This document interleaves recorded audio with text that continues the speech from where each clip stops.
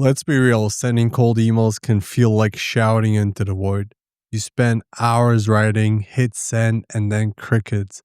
No replies, no calls, just silence. And at that point, you start wondering maybe cold email just doesn't work anymore. But here's the truth, cold email still works insanely well. You've probably just been taught to do it the wrong way. And so in this video, I'm going to break down exactly how to fix that step by step so your emails actually get opened, get replies, and most importantly, get you booked calls. So here's what we're going to be diving into today. How to pick a painfully specific ideal customer profile so your list is laser targeted. How to build and clean your list so your emails actually land in the inbox. How to craft subject lines that get opened without sounding like spam.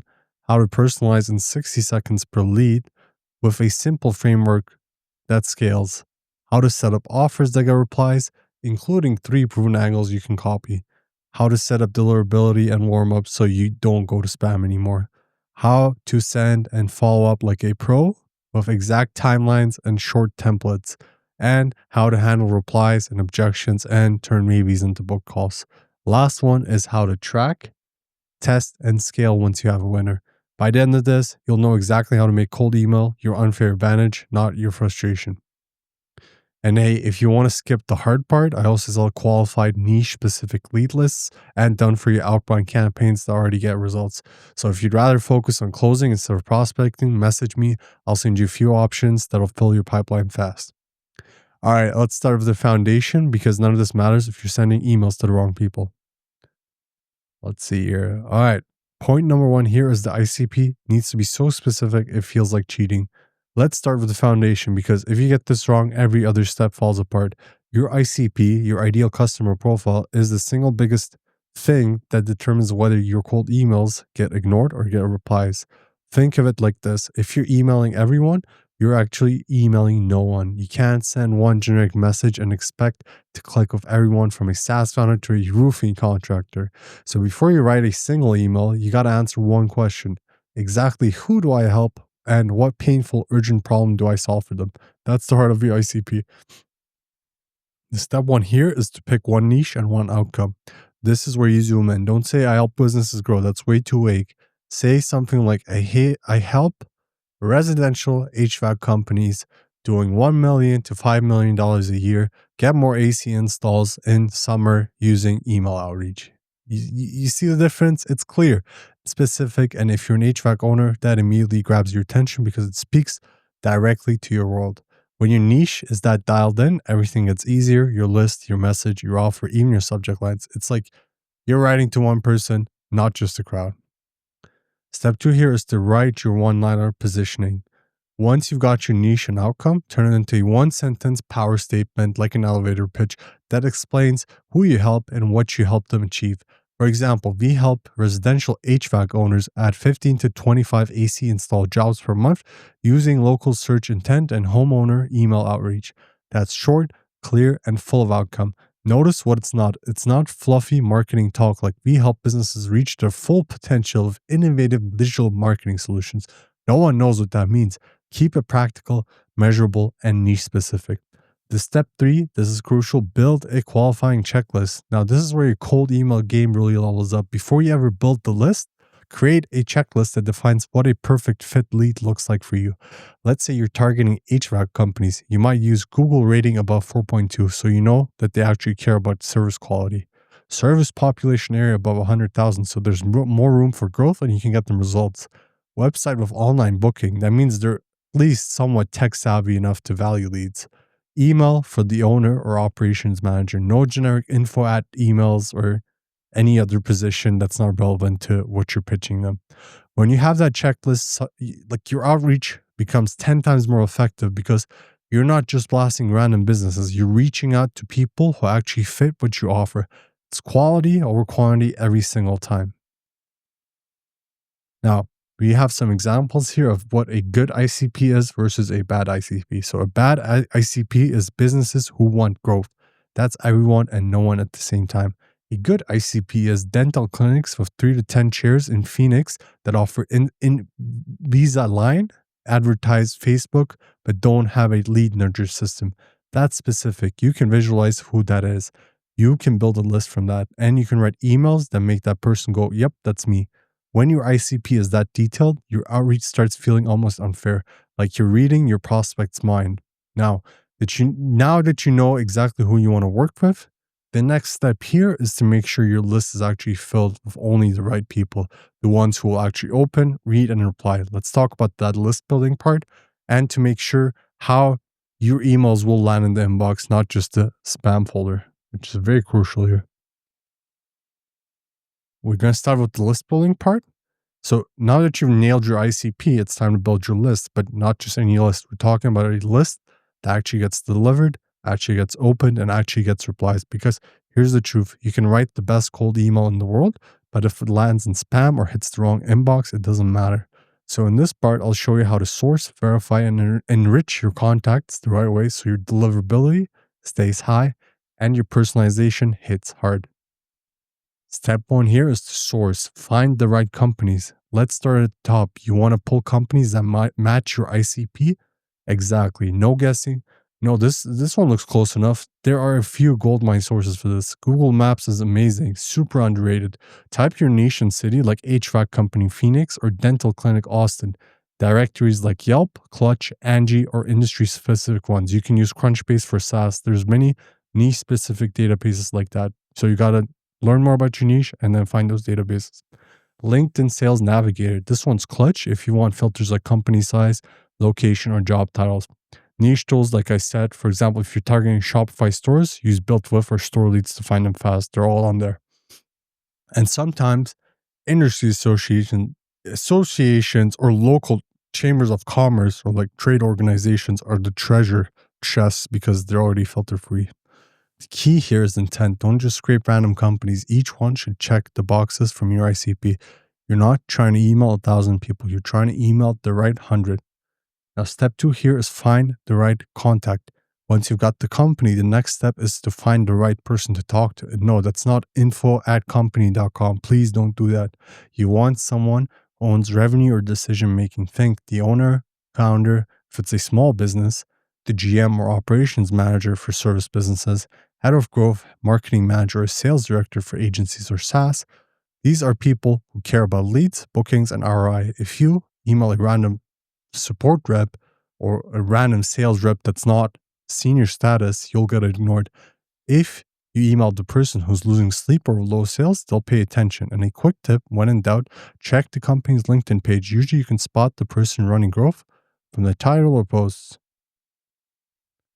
Now, you got to verify. Don't kill your deliverability.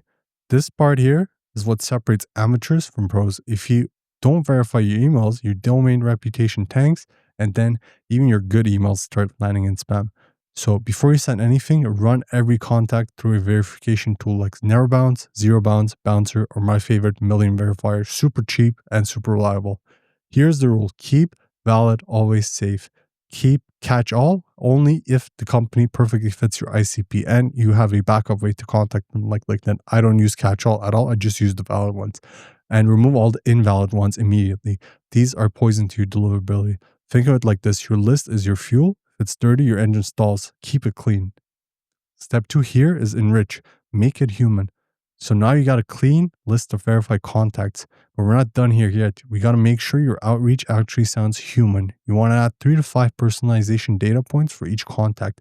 Things you can quickly reference in your email to show you've done your homework. Some easy ones are a recent Google review that they got, a case study or testimonial on their site, a tool they use. For example, I noticed you're using HubSpot on your site. Their location or specific service they offer. Loved your HVAC install page for Mesa homeowners, for example, and a recent news update or blog post. You don't need a full background check here. Just show enough interest. Like, hey, I actually looked at your business and did my research.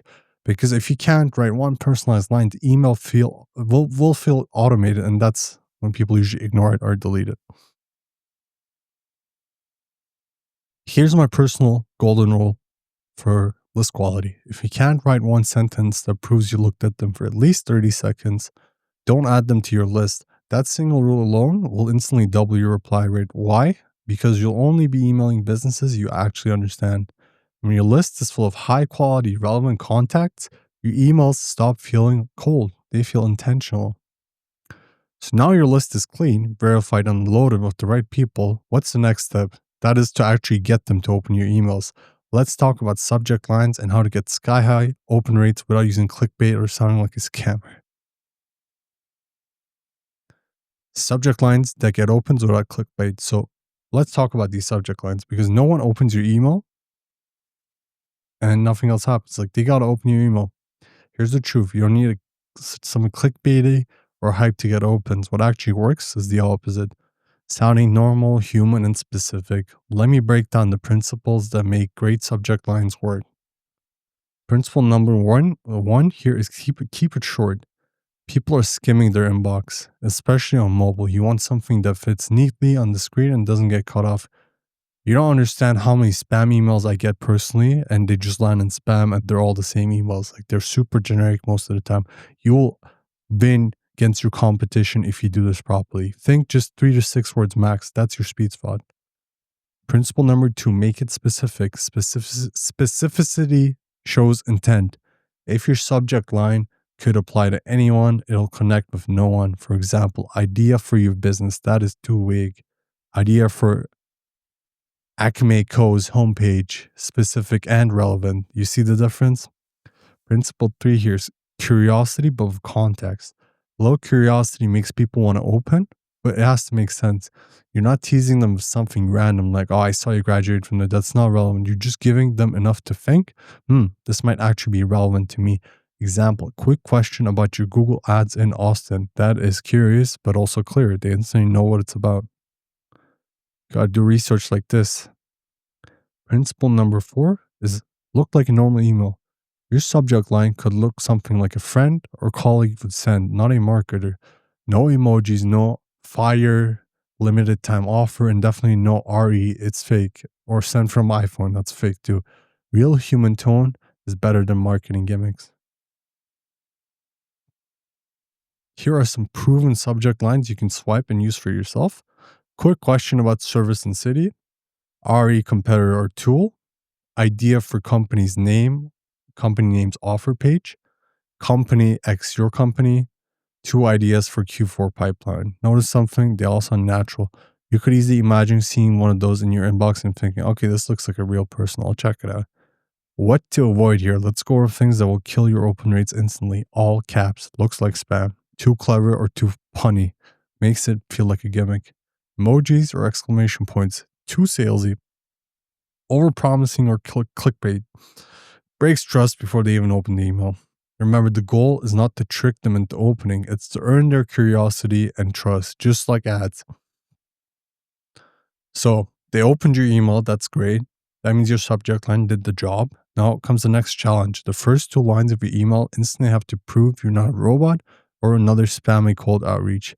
In this next part, I'll show you how to personalize your emails in 60 seconds using simple frameworks to make every prospect feel like you're actually the one that took time to write the email just for them.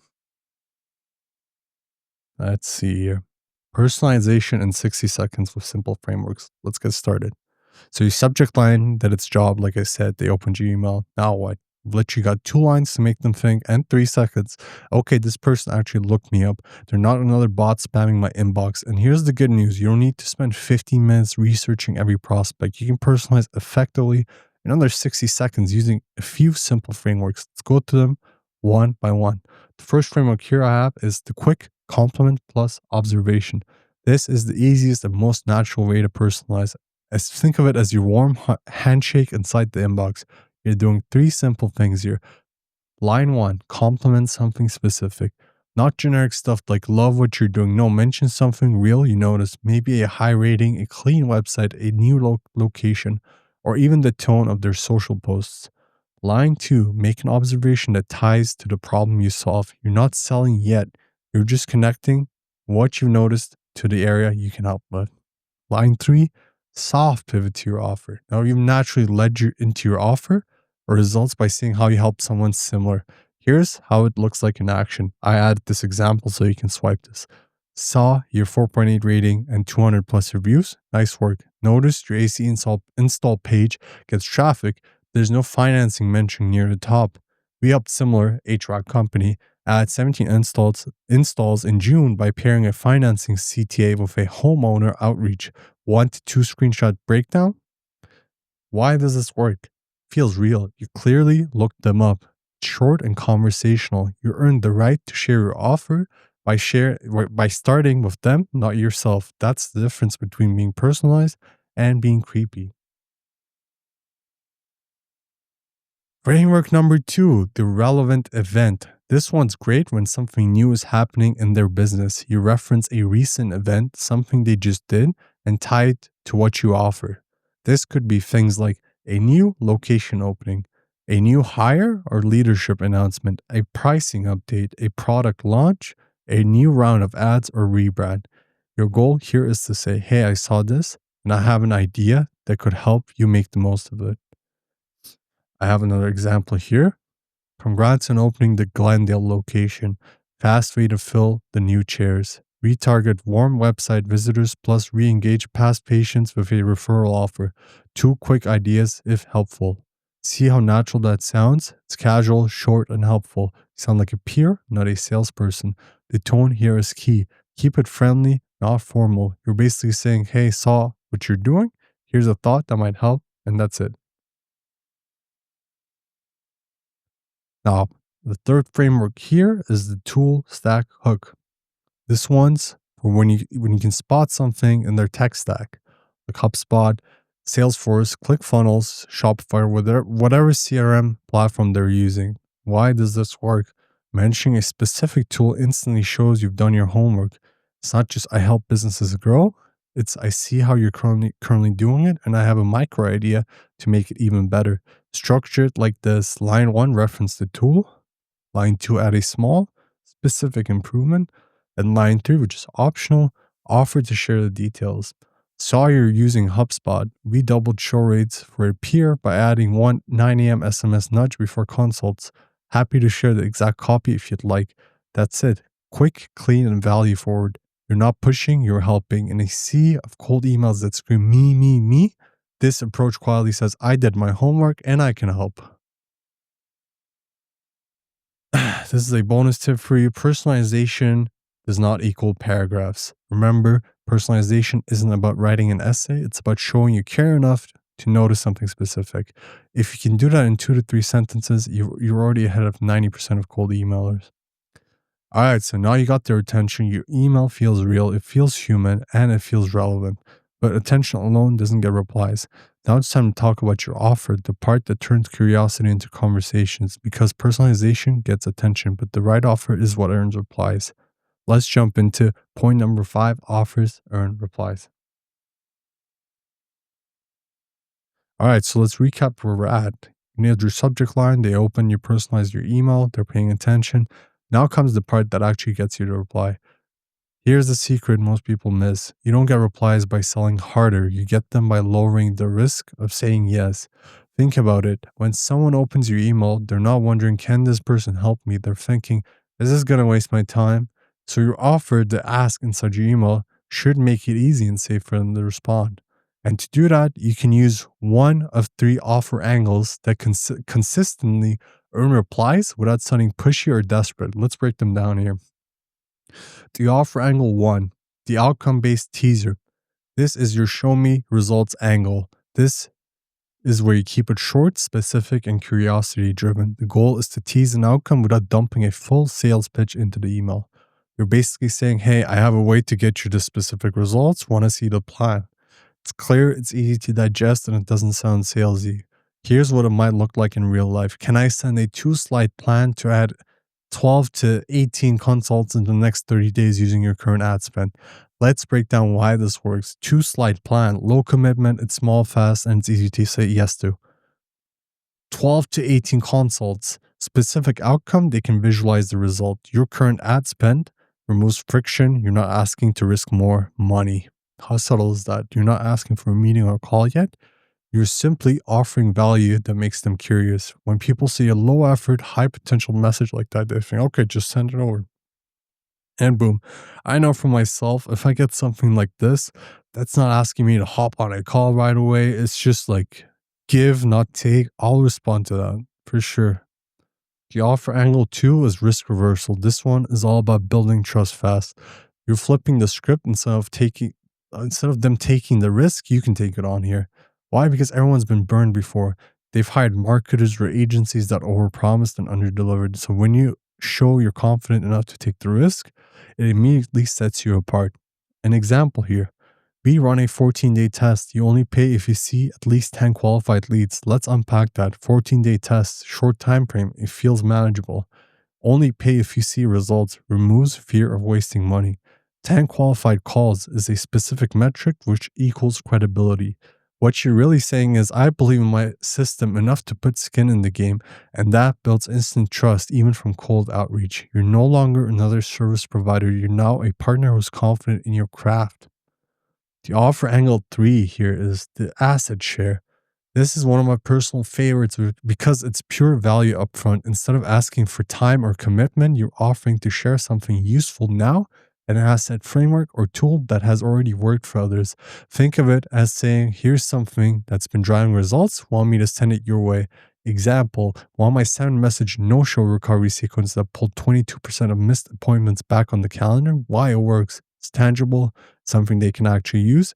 It feels generous, not salesy, and positions you as a practitioner, not a pitch artist. You're leading with proof and value, not persuasion, and that instantly builds credibility. Because here's the thing: the best cold offers don't demand attention; they earn trust. All right, how do we craft the right CTA, call to action?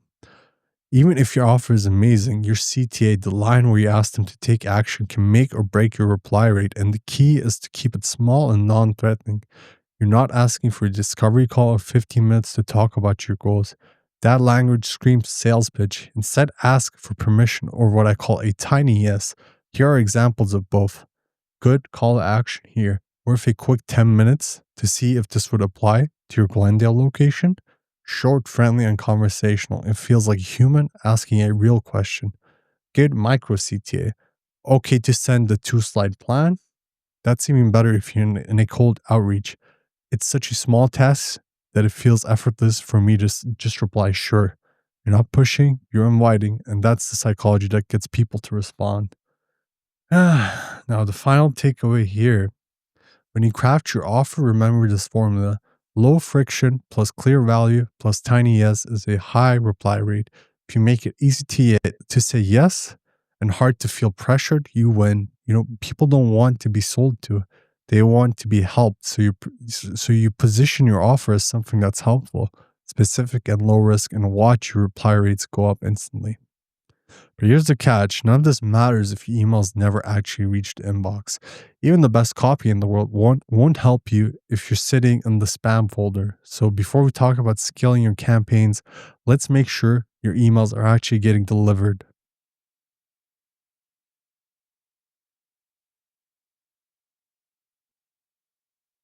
All right, this part here is what separates people who get replies from those who end up screaming at their inbox like, why is nobody responding? Let's talk deliverability and warm up. Behind the scenes technical stuff that makes or breaks your cold email success. And here's the truth: it doesn't matter how good your offer is, how catchy your subject line is, or how perfect your targeting is. If your emails aren't landing in the inbox, it's game over. So let's go step by step through the checklist of how you actually get your emails seen, opened, and replied to. Now, you gotta start with a custom tracking domain and branded sending subdomain. First things first, never send cold emails directly from your main business domain. You want a separate subdomain, something like hello.com, yourcompany.com, or reach.yourcompany.com, or you can just buy completely different domains. This keeps your main domain safe in case something goes wrong with deliverability. Then set up a custom tracking domain too. This way the tracking links in your emails look clean, not spammy, and it keeps your brand consistent. Authenticate your domain, SPF, DKIM, and DMARC. Think of these as your proof of identity for email. You're basically telling Google and Outlook, hey, I'm a legit sender, don't throw me in spam. And you want to use either Google or Outlook. Don't use anything else. You'll want all three. SPF says who can send emails from for your domain.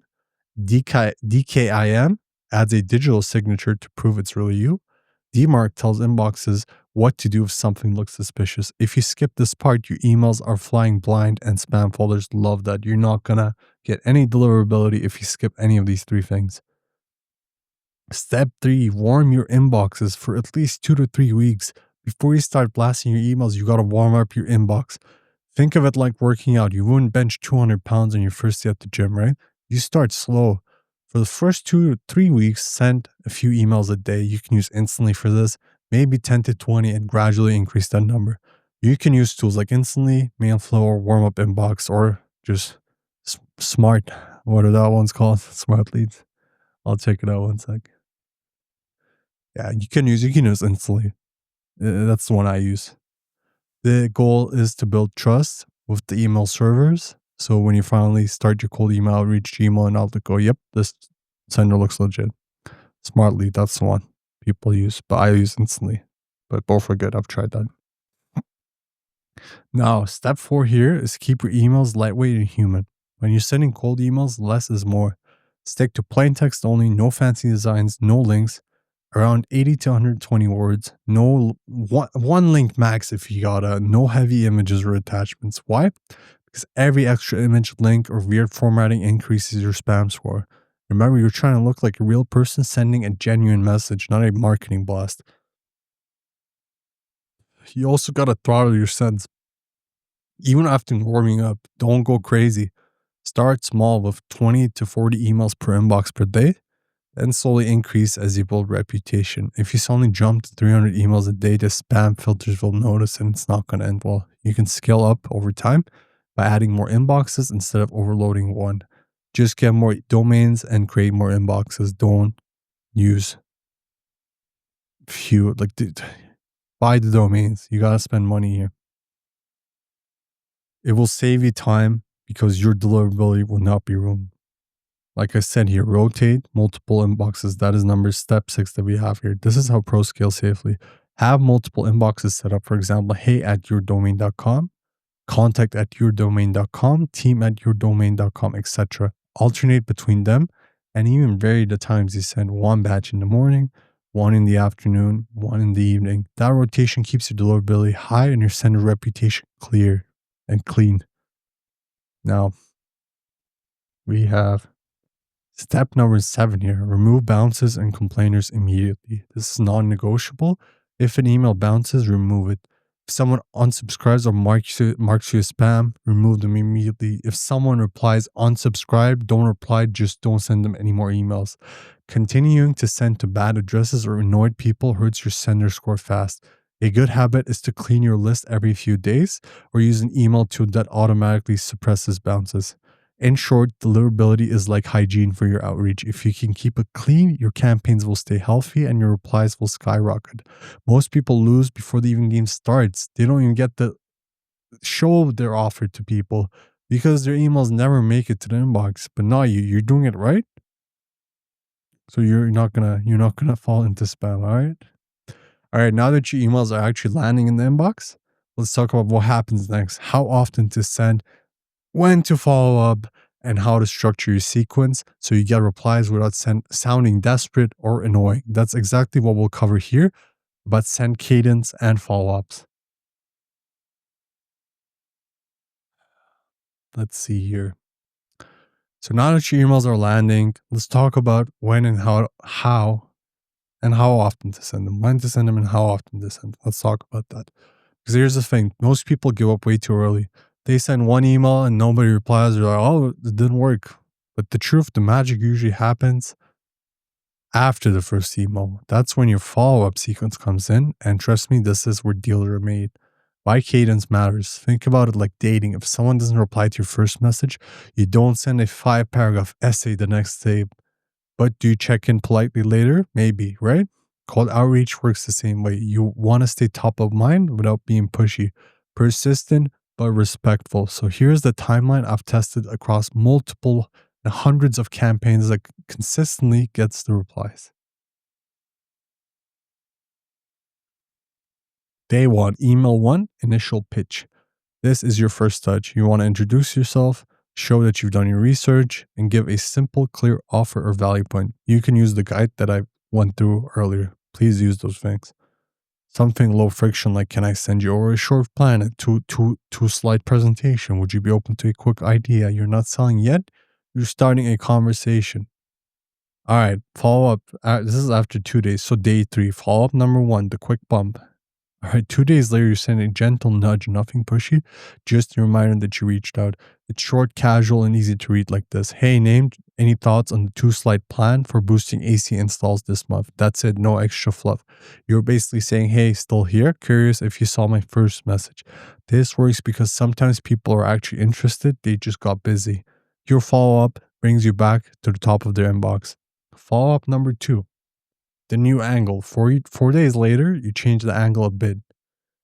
If the first email was about installs, this one might talk about maintenance or upsells. You're showing flexibility. Something like, if summer installs are already booked, we can shift to maintenance plan upsells. 1 to 3-step outline. See what's happening here. You want to see what they're interested in. You're not begging, you're adding value, showing you understand their business and giving them options. That's the kind of email that earns respect and replies. Day 14, 7 days later. Follow up number 3, case study plus proof. Now you bring the receipts. At this point, if they haven't replied, you want to show them you're not just an agency or lead gen guy. You've got proof and results. Try something like, we helped peer company or local competitor add 19 installs in June with a 71 show rate. Happy to share call logs. This does 2 things. It adds social proof. Hey, this already works for people like you effect. It builds curiosity. They'll want to see how you did it. And even if they don't reply right away, that credibility sticks in their head. Next time they need leads, they'll remember you. Day 21, follow up number 4. This is the breakup email. You can try different things for this, but this is my favorite. It's polite, respectful, and actually gets more replies than you'd expect. You're basically saying, hey, no hard feelings. If it's not the right time, just closing the loop. Something like, hey, name, happy to close the loop. If timing's off, should I circle back in a month? You don't want to burn the leads. This is very good. It's calm, confident, non-needy. And funny enough, this message often gets replies like, hey, sorry for the delay. We were busy. Yeah, let's talk next week. Because you gave them permission to say no, they feel more comfortable saying yes. Why does this work? The reason this cadence hits so well is because it does something to their human psychology. You're not overwhelming them. You're staying consistent. Each follow adds a reason to reply. Like, you're changing options. You're giving them options. You're giving them proof, case studies, and a new angle. You're reminding them, oh, are you still interested? Can I give me something? Like, you're staying consistent. Each follow-up adds a new reason to reply, not just checking in. And you build trust with every message. Plus, the spacing, day 1, day 3, 7, 14, 21 feels natural, not spammy. You're giving them time to breathe like this, while keeping the conversation alive. Here I have some tips for you. Let me drop a few quick pro tips before we move on. Personalize each follow-up. Even small tweaks like mentioning their city, company name, or season makes a difference. Every follow-up needs to be under 100 words. People skim, just make it easy. Change your subject line slightly each time to keep open rates high. And lastly, track replies carefully. If someone replies, stop the automation immediately. You want to never send a breakup email to someone who already said yes. You want to stop sending them those automated emails right away, because that person is interested and you can actually book a call with them. All right. So at this point, you've done the outreach, followed up strategically, and now the replies start coming in. Some are curious. Some say, tell me more. Some say, go away. Others hit you with the classic, we already have someone for that, or send me some more info. So what do you do next? Let's talk about how to handle replies and objections so you can turn those messages into book calls and paying clients.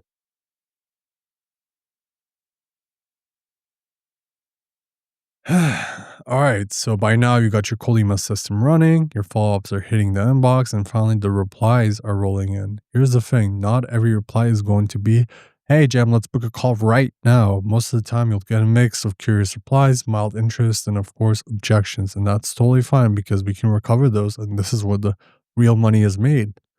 If you know how to handle these replies properly, you can turn a not now into let's talk next week, and that's where your conversations come from.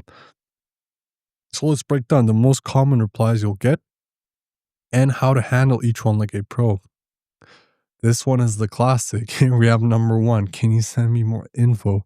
This is usually what people say when they're interested but not yet committed. They want to see if you're worth their time. So the goal here is to keep momentum without dumping a 10-page PDF on them. And this is from experience. I've sent people 10-page PDFs. That's why I'm telling you to not do this. Here's how you respond. Sure, I actually have two quick versions, a 2-slide overview and a 6-slide detailed breakdown. Which would you prefer? Now, why does that work? Because you're giving them control of which version do they want, because you're doing this subtly while setting up the idea that there's more depth behind what you do. It positions you as confident, structured, and ready without sounding desperate, because once they choose, you follow up with perfect. I'll send that over, and if it helps, I can also walk you through the Glendale version of this in 10 minutes so you can see how it actually works. Want me to send you a quick calendar link for tomorrow morning or afternoon? Notice the move. You're always steering toward a call, not a long email thread. You don't want to go back and forth from an email. You want to get these people on a call.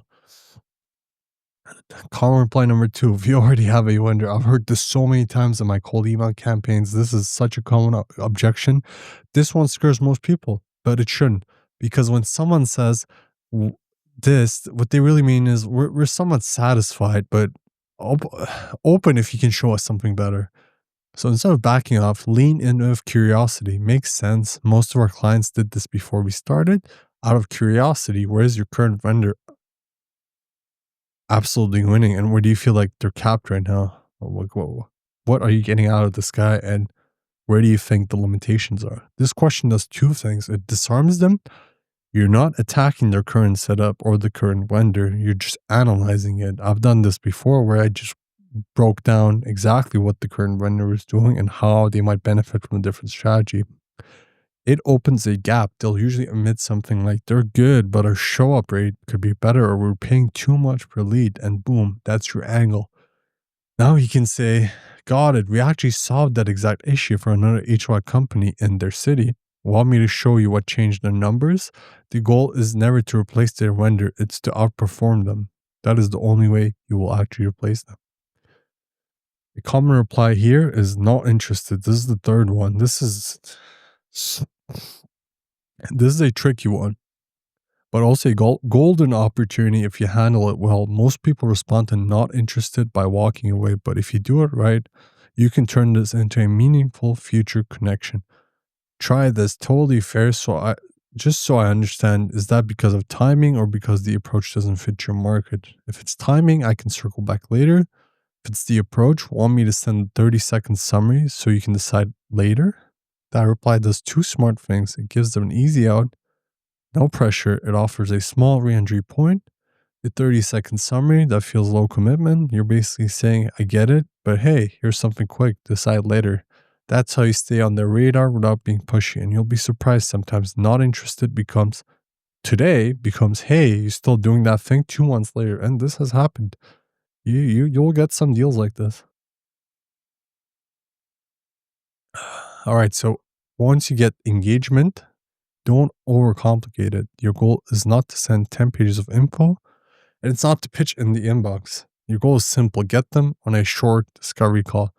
Not a 45-minute demo, not a webinar, just a short value first 10-minute call. Something like this works beautifully. If it helps, I can walk you through the Glendale plan in 10 minutes, and you can literally steal the strategy even if we don't work together. Want me to send a calendar link for tomorrow morning or afternoon? See how low friction that is. You're positioning the call as helpful, not a sales pitch. You're also giving them two clear options, morning or afternoon, which increases the chances they'll pick one.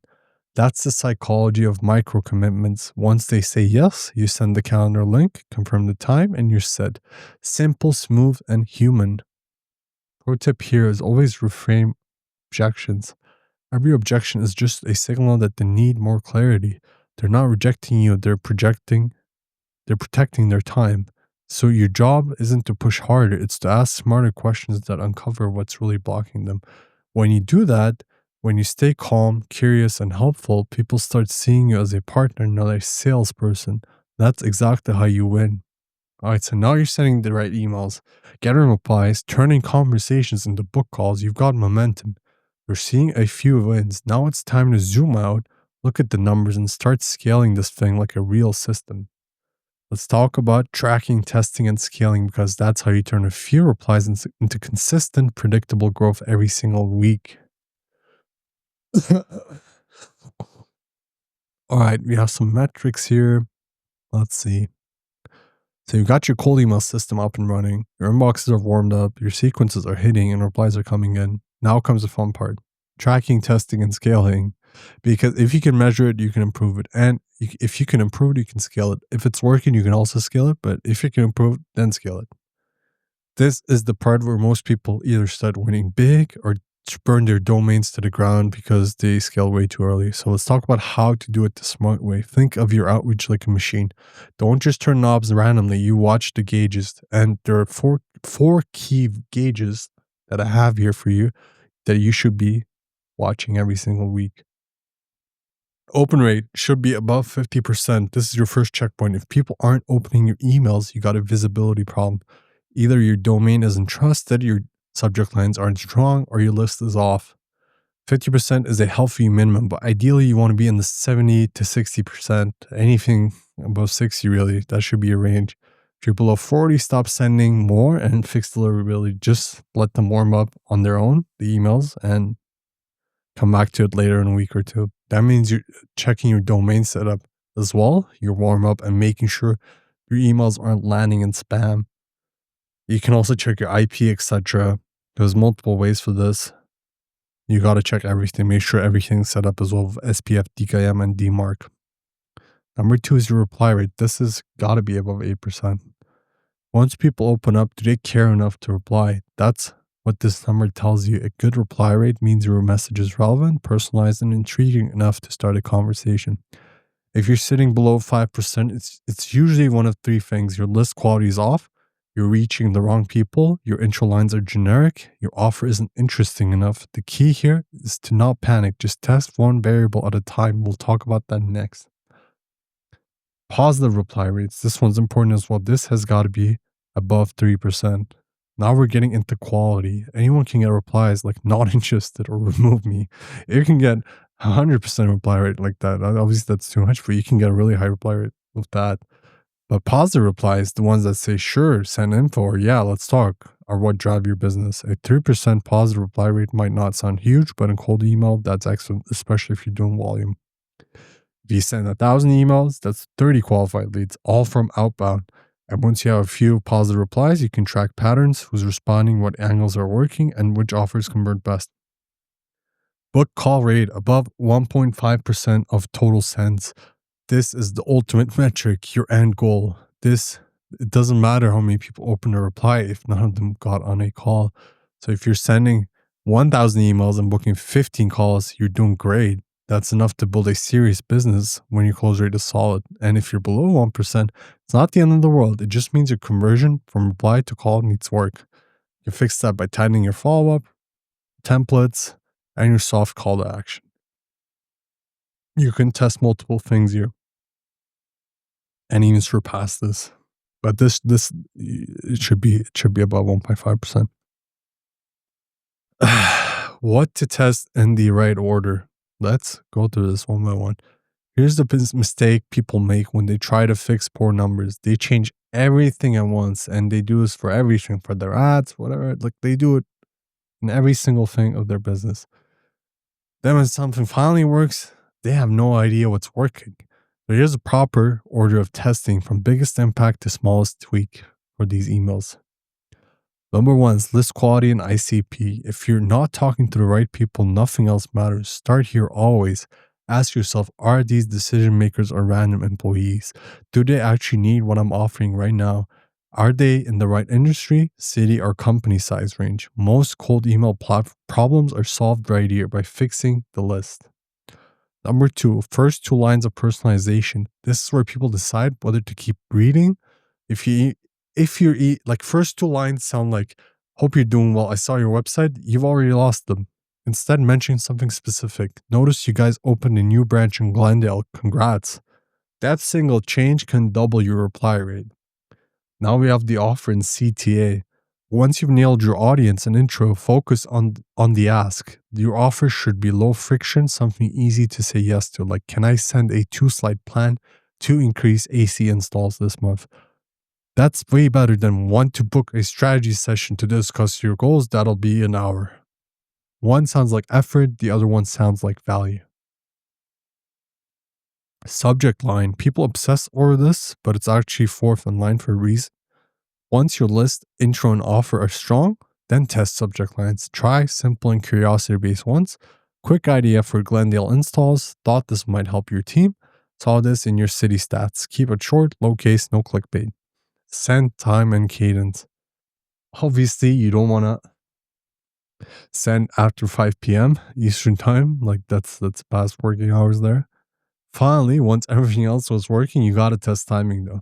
Try sending early mornings, 7 to 9 a.m., lunchtime, 11 to 30, 11:30 to 1 p.m., late afternoon, 4 to 5:30 p.m. Obviously, if you're working multiple time zones like Eastern time, Pacific time, Central time, you got to adjust this. I've worked multiple time zones. It had to fit at a time where all these people were awake. And experiment with cadence. Some audiences respond better to weekly follow-ups, others to every 3 to 4 days. So test timing and the follow-up sequences. Scaling rule. Now this part is crucial. Don't scale too early. Before you start blasting thousands of emails a week, check your metrics. You only scale when your last 200 to 300 sends met all the healthy numbers. Open rate above 50%, reply rates above 8, positive reply rate above 3, call book rate above 1.5.